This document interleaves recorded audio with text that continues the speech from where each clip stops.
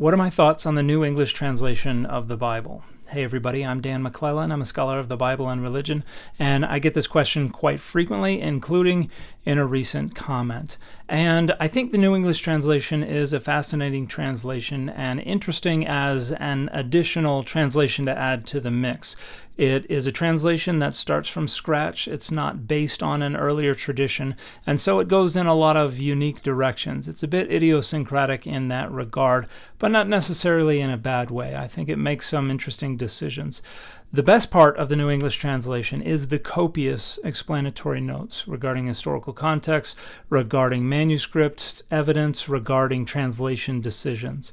There is a lot in the footnotes that helps you understand why their translation is so much different from any other translations that are in use today. However, that's also where they frequently go wrong, and this is something that I have been pointing out for a long time and has never changed in the NET. But I want to bring up one example of a very problematic footnote.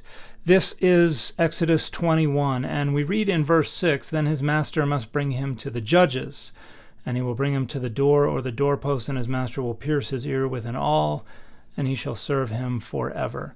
The biggest problem with this is that judges there is rendering the word Elohim, and it simply does not mean judges. Elohim means God, gods, or divine, period. Now, if you go look at the footnote here, this is what we see. The word is Ha-Elohim. Driver says the phrase means to God, namely the nearest sanctuary, in order that the oath and the ritual might be made solemn. Although he does say that it would be done by human judges. That the reference is to Adonai God is the view also of Fensham. Others have made a stronger case that it refers to judges who acted on behalf of God. See Gordon, Elohim in its reputed meaning of rulers, judges, and Drafcorn, Ilani Elohim. Now, the biggest problem here is that both Gordon and Drafcorn argue strenuously directly against reading this as a reference to human judges. Both of their articles make the case that this is a reference to gods, to plural gods, and I think that's probably accurate.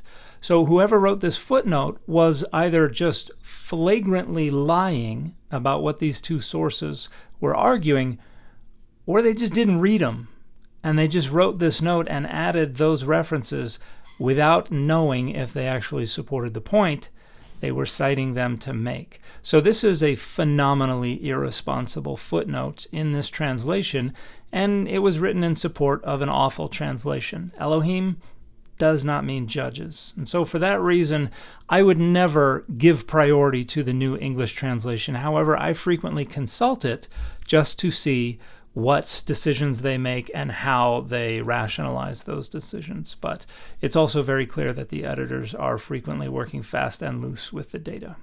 And the fit for this video has been The Punisher.